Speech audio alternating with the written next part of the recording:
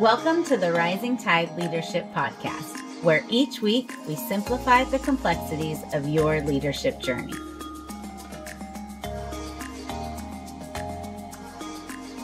Hey, everybody, and welcome to another episode of the Rising Tide Leadership Podcast. My name is Mo, and I'm going to be your host today because I'm here with a very special guest, Lem, or as the world knows him, Dr. Lem Usita. Dr. Lem, what's up, brother? Hey, man, what's going on? Thanks for having me on your podcast. Brother, I am excited to have you here today. It's good to be here. The reason I'm excited is because Lem and I have known each other for several years now. Lem is an entrepreneur, businessman. He does a whole bunch of stuff.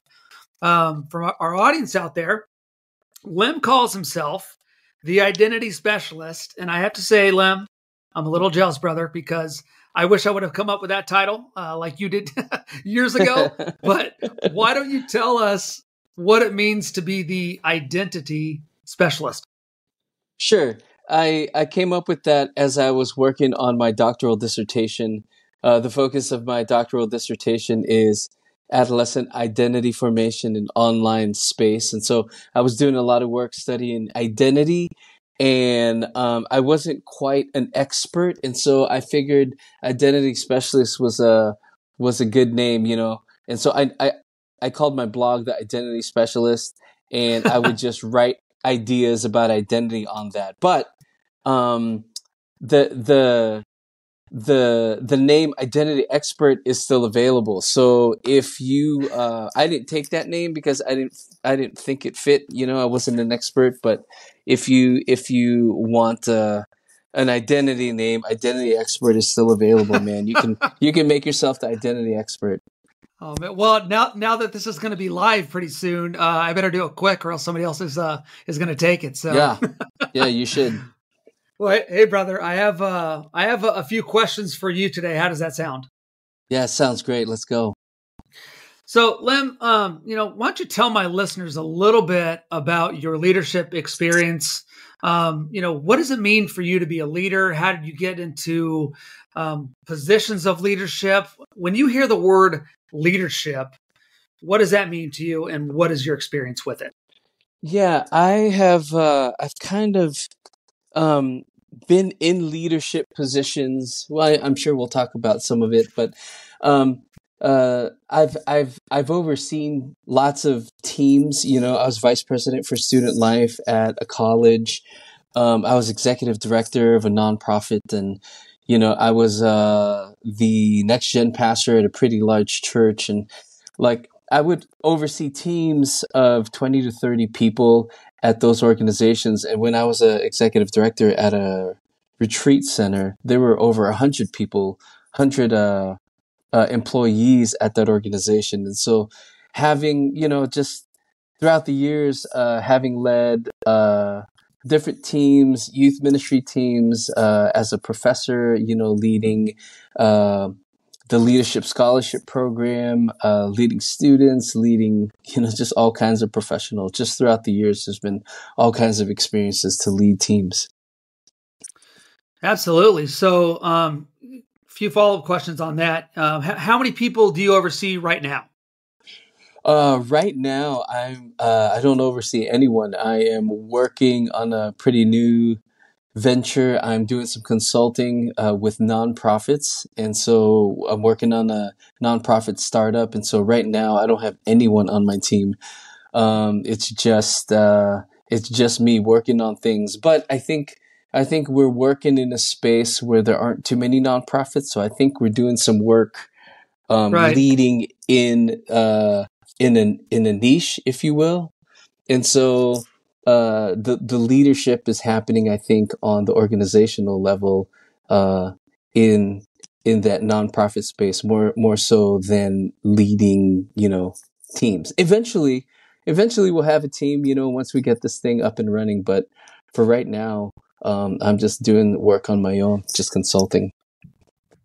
Yeah, you and I sat down for coffee just a couple of weeks ago, and we were talking leadership, and some of the stuff you were telling me was really just really instrumental in the way that I'm thinking about some of the stuff I'm doing right now. And one of the things, Lem, that you and I talked about was obstacles. And so Mm-hmm. I know you faced obstacles in the past. All my listeners, as being leaders themselves, they face obstacles. Why don't you tell Yeah. us some of the obstacles that you face in your time in the different roles as a leader and how you have overcome Yeah. those? So, every leadership role, every leadership position that I've had has had its challenges and its obstacles. Um, it is, every leadership role has its dark side. Leadership is not easy. If it was, then everyone would be doing it. And when I Mm, first started thinking through this, I started thinking through the leadership challenges and obstacles from an organizational level, right? There's an organizational culture. Sometimes you jump into a role and there were other people in that role before you, or like in the academic world, you have accrediting bodies that tell you how to do things, or maybe you lack resources, or you just inherit problems organizationally. But when I started thinking through that, like, I started thinking, man, that's a cop out to like blame the organization for the obstacles. As the leader, it's my responsibility to lead the organization no matter what situation they're in. You know what I mean? The organization can be, can have all kinds of issues, and even though that's not my problem, when I take up the role of the leader for the organization, it becomes my problem. It's my responsibility. And then I started thinking about like then the challenges from a leadership perspective. And like I was saying, it's easy to blame the organization for its shortcomings, but as a leader, I need to know what my weaknesses are, and I need to shore up my weaknesses in order to um lead this organization. And so like, like on the one hand, like obstacles, organizational obstacles, I'm like, and challenges, I'm like, that's just an excuse for not wanting to lead. You know what I'm saying? Like, as a yeah, leader, absolutely. when you take responsibility for the organization, it's your responsibility. So think of it as a responsibility as opposed to, well, these are the obstacles or challenges. No, it's just part of being a leader. Like, it's hard. It's a hard job, and you have to make decisions, and you have to make changes, and you have to really shore up your weaknesses, in order to face these challenges. And so, does that make sense? Like, Yeah, it um, does. the responsibility is on the leader. You know what I mean? And Mm. I think let's not see them as obstacles or challenges. It's just what you got to do as a leader. You know what I mean? Yeah, dude, seriously. Well, what you're talking about, Lem, comes from decades of experience in leadership, and so Hmm. let me take you back to the beginning. Where Hmm. did your leadership journey begin? So I grew up in a Filipino family, very Asian, where the oldest has lots of responsibilities.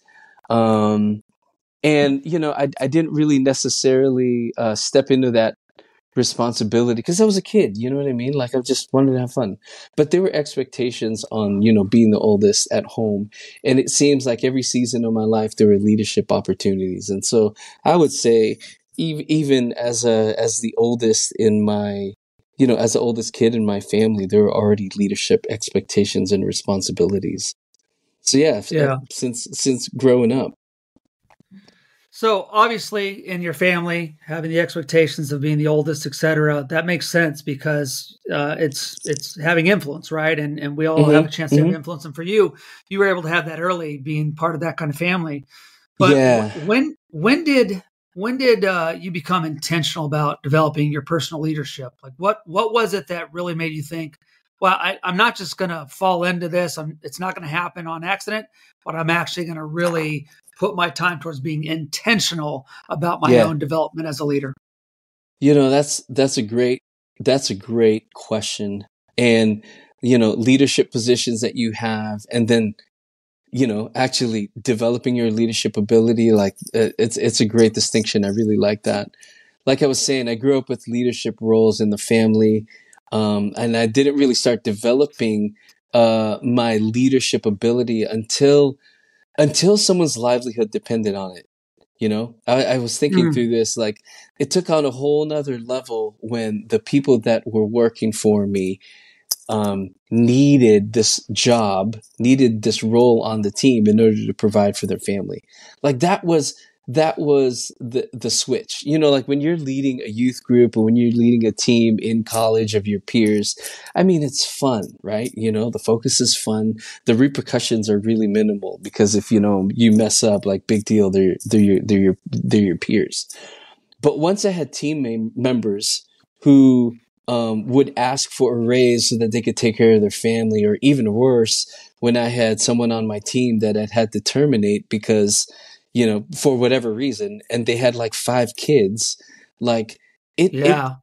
you carry the weight of that. You know what I mean? Like, the decision is so much harder when someone's livelihood depended on it. And so, that's when I think started to develop and really think through my leadership ability. Like, if I am not leading well, or if I don't lead these folks well, like, it impacts their family, it impacts their kids, and it might even impact the generation.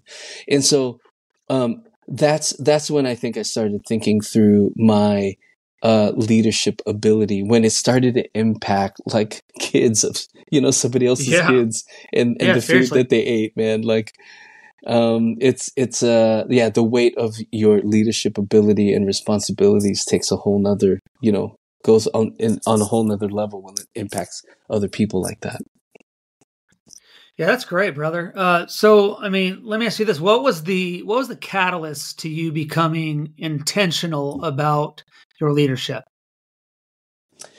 So, um, the thing that I just said kind of impacted it, but like the catalyst was I started to think deeply about leadership, and how I did that was I started to teach leadership. I was in an academic setting as the vice president for student life. Like I was saying, I had like about 20 to 30 people on my team. But then I would teach the courses on leadership. Like, I would have leadership courses that I developed. I developed a leadership scholarship program where we were raising up leaders. And when I started thinking through my leadership ability, and I started reading those leadership books, like, having the weight of leading a team was one thing, but then when you start thinking and reading and researching and studying leadership, then you're able to, like, change your behavior, change your practices, change your habits. I mean, that's what this whole podcast is about, right? Learning leadership, and Yeah. hearing from other leaders, and taking what you can from other leadership voices, and challenging yourself to become a better leader, which I appreciate that you do it on this podcast. You got it, but I mean, this is the best part of what I do, is talking to other leaders. We're all about intentional leadership. The people that I surround myself with are people who are difference makers. In fact, I share some of the same coaches and mentors and have over the years, Yeah. and Yeah. people that have been instrumental in who we are. And so, with that being said, why don't you tell us about someone who has really influenced your leadership journey, and how they Yeah. influenced the journey? Yeah. As I think through my influences, the first group of people that I put in that category is every leader that I've ever worked for. you know, every Yeah, leader that I've ever absolutely. watched, every leader that I've ever worked for or seen, they all have a blind side, which Yeah. it's not super easy for them to see, but it's really easy for me to see, which, is the same for myself. I also have a blind side, but every leader that I've ever worked for, like, I've taken, things, leadership lessons from them that I've learned, and leadership lessons of things that I wanted to emulate and things that I wanted to do, but then also leadership lessons of, like, I'm never going to be like that, so Yep. I would say every leader can teach you those two things that you want to do and things you don't want to do. Another standout influence in my life was probably my dad. He was a pastor. He was a teacher, but he took care of his people. Sometimes to a fault. He'd do anything for his people, and, like, I've really liked that lesson of how he has just taken care of people. I have a couple of mentors in my life. Tom Yankoff, he's one of them. Gary Stratton, he's a mentor, a friend, a former boss. I just hung out with them last week, and I've had many professors in my doctoral program specifically who taught leadership courses that really just helped me to understand, study, and become a better leader. So yeah, those are some Yeah, of the that's influences.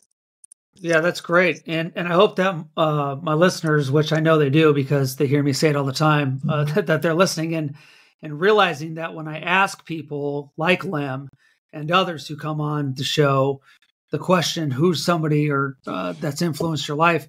It's usually not just one person. It's a Right. string. It's several people, and so that's big. John Maxwell Yeah. calls that the inner circle, and we are constantly adding and subtracting from that circle. Let me know that you and I have been talking with one another for Decades. decades now. Yeah, decades. Isn't that Decades, crazy? man.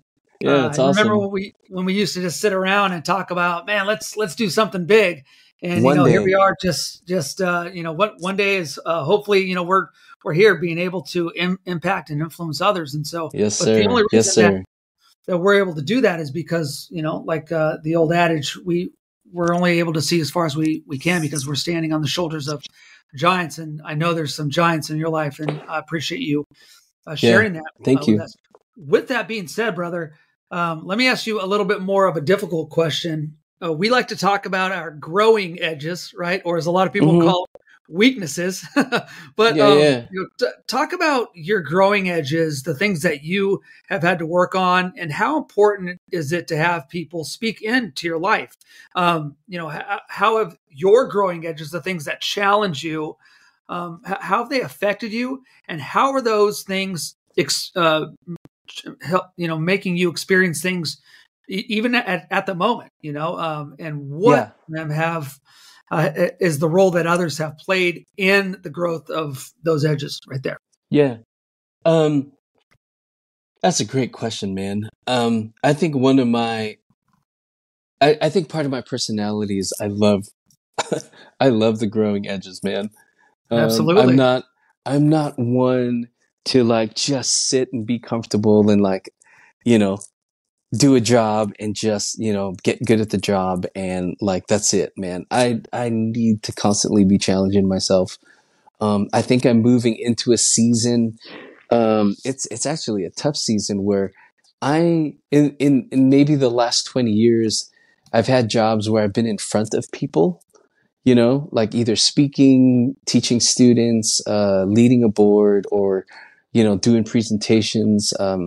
Just, just been in a job where I've had to lead people and be in front of people. And now I'm moving into a season where I'm working with people, but I'm doing this by myself. I don't have a team of people to do the work with me. I have to do it all, and so Right. that that for sure has been a big challenge. And I'm also in a season where, like, like I said, I've been able to hire for weaknesses.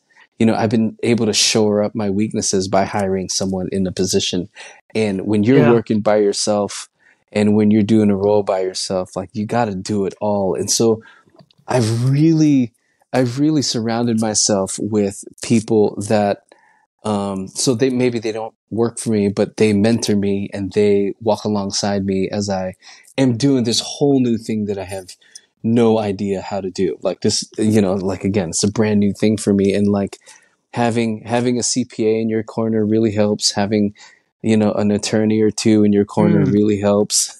having, having, Always. having, yeah. And like, in starting a business, having people that have done it has really helped, like, so every week I'm calling a mentor, I'm calling a friend of mine that's started a bunch of businesses, or I'm calling the CPA to ask for help, or I'm calling an attorney to to get his take on whatever it is that I'm doing. So like it really does take a team of people, but it takes your personal leadership to, again, like look at these challenges and obstacles and just see it as part of what you got to do. So, Yeah. having, moving, so I like moving into new things. I think I find myself on growth, on a lot of growth edges. I did have a mentor. I mentioned him earlier, Tom Yankoff. Um, he's mentored me for years, and one of the things that he told me was like, Lem, you're like a startup turnaround guy. Like, I Huh. can't I can't I won't do well in a position that I sit in and I just do the same thing and turn widgets over and over and over again. Like, I just can't do Yeah. that. I got to do something new and exciting and something hard. And so, like, having a mentor to take a look at my personality and say, no, the growing edge is a great place for you because it's new and exciting, and there's a lot of problem solving. And so, yeah, man, I really like, I really like that growing edge, and doing new things is just a part of my personality. But the only reason why I can do it is because I take a bunch of people along with me, Absolutely. Yeah. Well, brother, you know how important reading is to me. Mm-hmm. And you Mm-hmm. and I are always talking about books, and you've always got books that you're reading that I have not read. And I'm always looking for books, whether it's something I've read or not. So tell me, what are you reading right now? Yeah. I'm reading a book called Power versus Force by Hawkins. He just takes a look at like levels of consciousness, and you can either lead with power or with force. And leading with power is so much more. Uh, uh, it's so much. It's so much better to just lead with power. There's another book. I'm working through several books. There's another book called Unreasonable Yeah. Hospitality, which, Yeah. just is a focus on it became pretty popular in the last couple of years, but just taking care of people, like I kind of mentioned already. And then a book that I'm starting to read in light of some of the new things that I'm doing is Blue Ocean Strategy. This book, Blue Ocean Strategy. A Blue Ocean Strategy is something that no one's ever done. Like, when you take a look at a blue ocean, it's vast and you know, it's just really big. And kind of the example that they use is when you take, two ideas and you create something completely new, like very innovative. When you, the main example that they use is Cirque du Soleil, right? Before Cirque du Sure. Soleil, there was the circus, right? With dirty animals and, peanuts and, like they would set it up in some random parking lot. Yeah. But then Cirque du Soleil would take the element of theater, $150 ticket, for theater, and they made a circus show that's worthy of theater, right? A brand new thing no one's ever done. And so if you think about some of the innovators, there's, and innovation is just sometimes taking things that no one's ever done, putting two things together that no one's ever done, creating something new out of it. And so because that's kind of the work that I'm doing. I'm reading through that book, and then I just started another book this last weekend, called Honest Creativity by Craig Detweiler. He's a good friend of mine, and I'm like 20% into the book, and it's just taking a look at the work that I do and the creativity, that I can tap into, that I have in order to do work. So if you want to do like new things, if you want to do a blue ocean strategy, if you're about the growth edges, there needs to be some level of creativity, right? In order to Right. do that hard work. And so I'm working through Yeah. that. So let me ask you this, and you probably knew this question was coming, but what do you Yeah, say is that's probably the most impactful or one of the most impactful leadership books that you've ever read? man. And yeah, when I thought through this, like the first book that came to mind, and it's kind of controversial, but the book 48 Laws of Power by Robert Greene, and he's a historian. He writes about how in history, like you see these laws of power come into place, and there's the obedience of the law and the disobedience of the law, and he writes examples of like these laws. And I don't know, man, like it's just been a really helpful book in understanding people and knowing how to use power to to lead. So yeah. Yeah, and so for my listeners out there, all of these books will be in the show notes. So if you want to pick up a copy, Yeah. we don't get money for any of this stuff, Nope. but we just like to to spread the knowledge and give people just something else to look at. So, Yep. Lem, I appreciate that. Well, hey, brother. Usually at the end of the podcast that I do on a weekly basis, we have Mo's final thoughts. But do you Yeah. have any final Yeah. thoughts, wisdom, or encouragement for our listeners today? Yeah, man. The final thought is you lead out of who you are. You lead out of your personality. You lead out of your history. You lead out of your family sculpture, family of origin stuff. You lead out of your trauma and pain. You lead out of your weaknesses, and you lead out of your strengths. And if you're not doing the work of getting to know yourself, you're not growing your effectiveness as a leader. You just aren't. And so it takes courage and humility to do this work, to become better, because it's facing yourself and making some huge changes. And that takes courage and humility to lead yourself so that you can lead and be effective as a leader. So yeah, you lead out of who you are. You guys talk about this a lot on your podcast. So Absolutely, man. Wow. Well, I appreciate it, brother. I've appreciated you for years, and I know we're going to have you on the podcast Yes, more sir. in the future. And you and I have been talking about some big things we have Yes, coming down sir. the pike, and so I'm excited for my listeners to be able to be a part of that. Yeah.